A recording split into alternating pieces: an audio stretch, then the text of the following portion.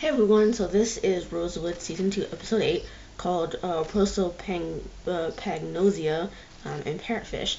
Just want to highlight that I want to say sorry for not having this video made and uploaded by uh, 6 o'clock tonight, because I had a lot of things going on and I needed to, get that stuff done before I made this video. So with that, I'm going to start the episode off. It starts off with a bonfire party, I guess you could say, and this guy named Rick is giving one of his friends a something in a bag or something. I don't know, something. We don't see what it is, but it's something. Next thing you know, we see Rick dead. Rosie is then seen playing a basketball video game with Kayla as Tanya comedically narrates it when Villa walks in. And as Rosie and Villa then go to the car and then to the crime scene, we find out that Rosie had Elena Santiago's mother, Beth, sign off on the exhumation the next day. And Rosie had gone to Elena's mother, Beth, instead of her father, because her father's been, not cooperative at all about getting the exhumation. And so he had sidestepped her father so that they can get the exhumation.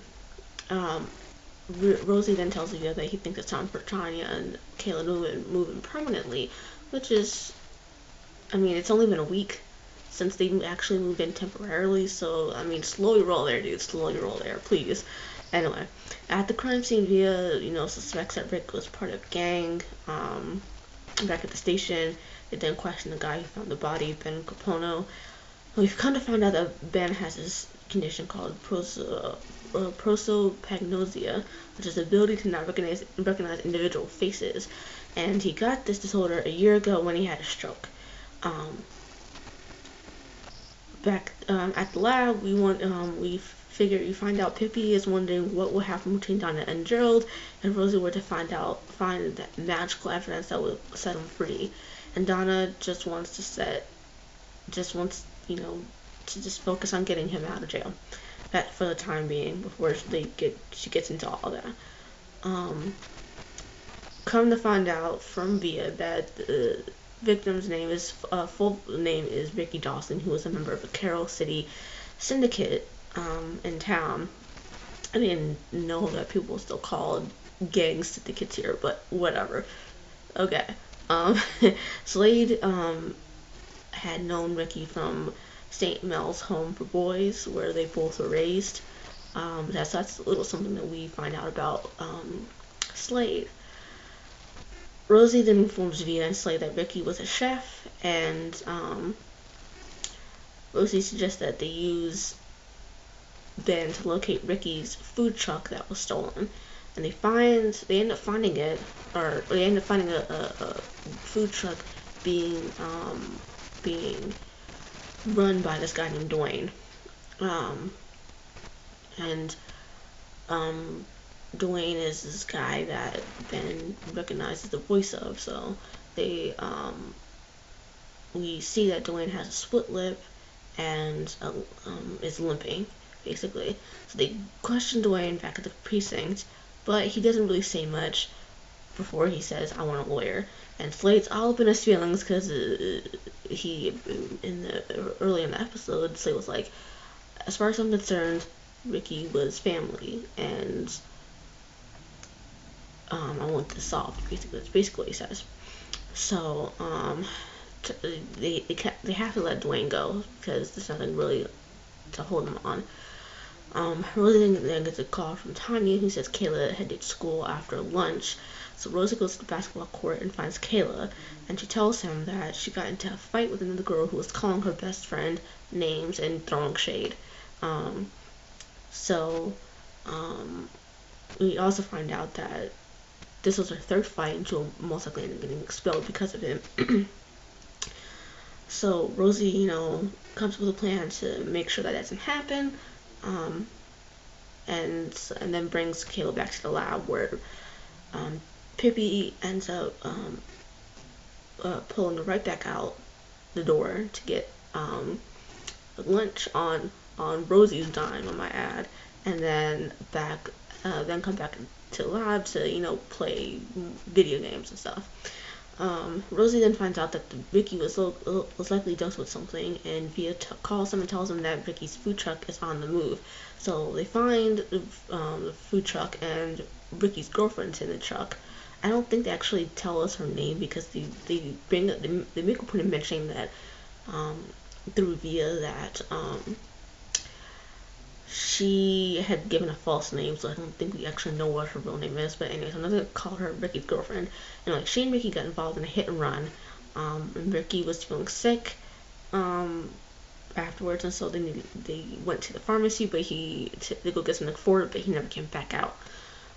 Rosie then finds out that Ricky had rhubarb leaves in his stomach, and Ricky had dinner with Simone Kilgore, which is Ricky's girlfriend's ex-boss.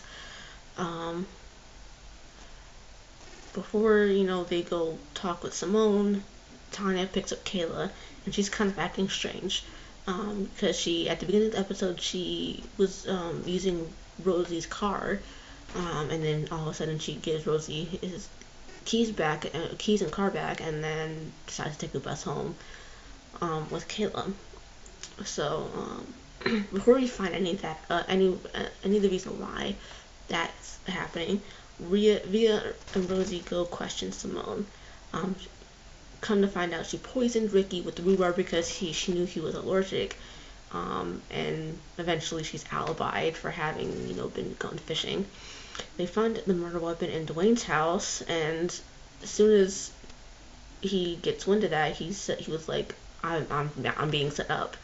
Rosie then tells Tanya, back when they go back to his house, that they can slow things down, and something Tanya says that makes Rosie think that there's something wrong with the case.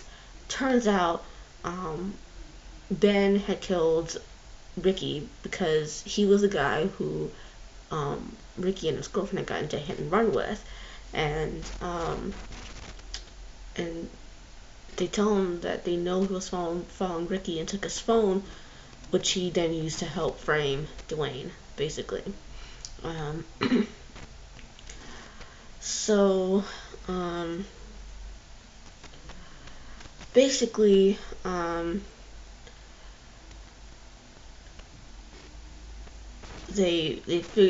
part of the evidence that they figure out that helps them figure out that Dwayne wasn't guilty is the rash that's on Ben's arm. He said that he was allergic to peanuts, or like, you know, he was allergic to nut products, and Rosie's like, Rosie had figured that if he was actually allergic to nuts, even as a child, the rash would be bigger, or yeah, it would be more prominent and stuff on his arm. It's not. It was caused by lavender. So Ben's like, I didn't expect it to go this far. I guess he just thought that he was gonna go talk to Ricky, but Ricky wasn't cooperating or anything. So there's that. The next morning, or not that, but before we get to that, you see Rosie come home, and Pippi, TMI, Kayla, Tanya, and Donna, even Mitchie are all there for dinner, which I think is a very nice sentiment, because we don't see that much, so I'm happy they showed, like, you know, a family thing going on. And Tanya's like, I found a 2-bedroom apartment close by, so I can you can come over. Rosa can go over whenever he wants, and she tries to give back his keys, but he's like, no, this is how it works. You can keep the keys and come over whenever you want, basically. So then the next morning, when they go to examine Lena's body, they find the casket completely empty. She's not in there. And before I get into any predictions, I just want to go into what's happening in 2 weeks on Rosewood.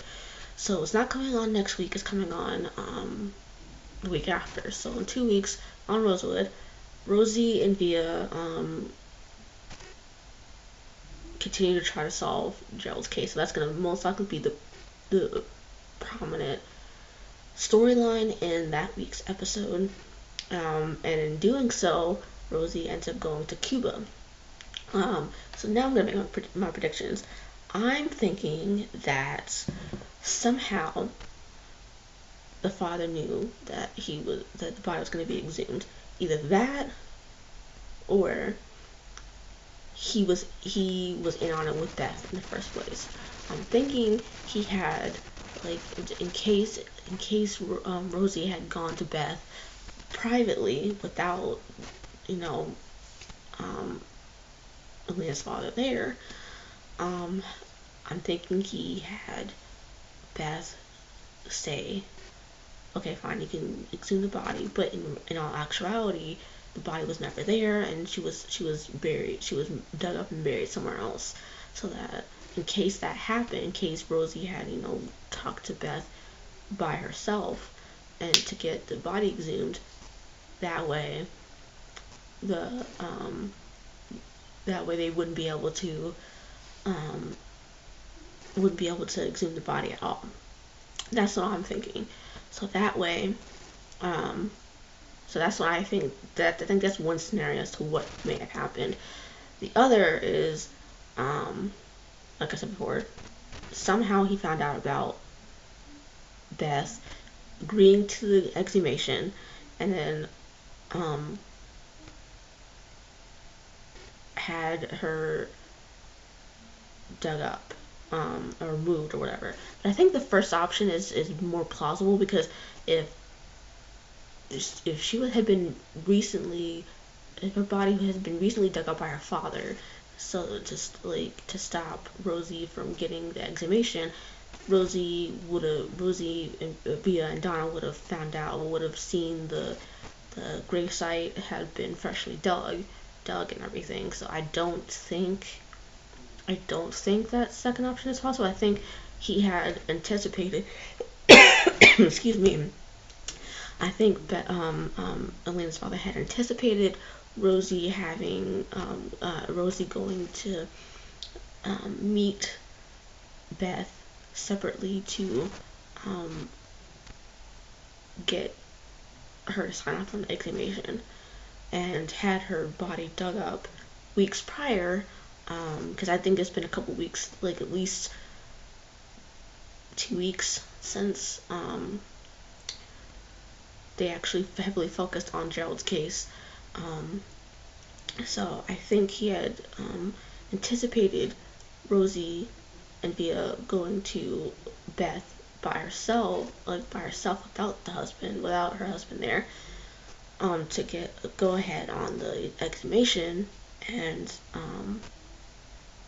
so therefore had her body dug up when they started asking questions about it a few weeks back. It's either that, or he had something to do with Elena's death, and the other girl. I'm blanking on the other girl's name at the moment, but as well with the other girl's death. So I'm thinking he had something to do with it, if not being the sole perpetrator of these two crimes. So I'm thinking he had her publicly buried in that particular grave, when in all actuality he had her buried somewhere else completely, or possibly even had her cremated, had her cremated afterwards or something. Who knows? But all I know is that her body's not there. So he either had dug up Elena's body when Rosie had started, asking questions, or he had never buried her there in the first place, and in anticipation of this happening, where people wanted to exhume her body, so exhume her body and everything. So That's what I'm thinking. Because something definitely is fishy here. Where if her body's missing, there's something going on here. I mean, that's pretty damn fishy. So, I mean, this is another thing that's making me start getting me closer and closer to believing that Gerald's actually innocent here. Because I'm not completely, like I said before, I'm not completely 100% certain that he is innocent. But this is just another thing that's making me really, really think that he is innocent. So, just one more thing. So, I like, as far as this particular episode goes, I like the fact that we got a little bit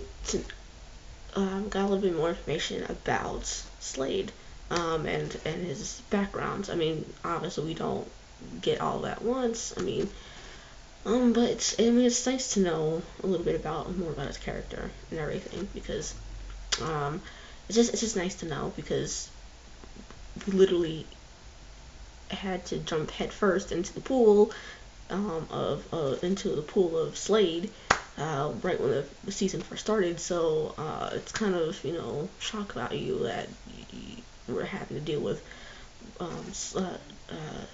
Hornstock being demoted, and Slade taking Hornstock's place. So there's that. Now, that's pretty much all of it for this episode. And since Rosewood is not coming on next week because of Rosewood falls on Thanksgiving, and so therefore they're gonna take off that week, next week. I'll wish you guys a happy Thanksgiving if anybody celebrates. And I hope everyone travels safe to wherever they're going if they're traveling to their family's houses. And just an FYI, since I haven't talked about this for a little while, Vikings is coming back November 30th, which is the Wednesday after next. So I will be recapping and reviewing Vikings. Most likely I'm going to end up recapping and reviewing it on Thursdays. Because I would probably end up watching it sometime Thursday, or maybe possibly Wednesday night, depending on when it comes on.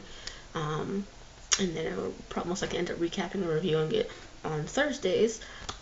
So I will definitely have to rewatch the first part of season 4 for Vikings, because I just want to refresh my memory of everything that went down.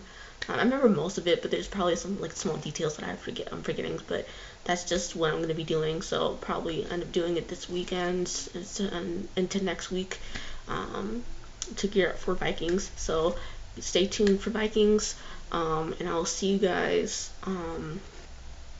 next week, or not next week, in 2 weeks for Rosewood, and on this coming Monday for Elementary. Bye.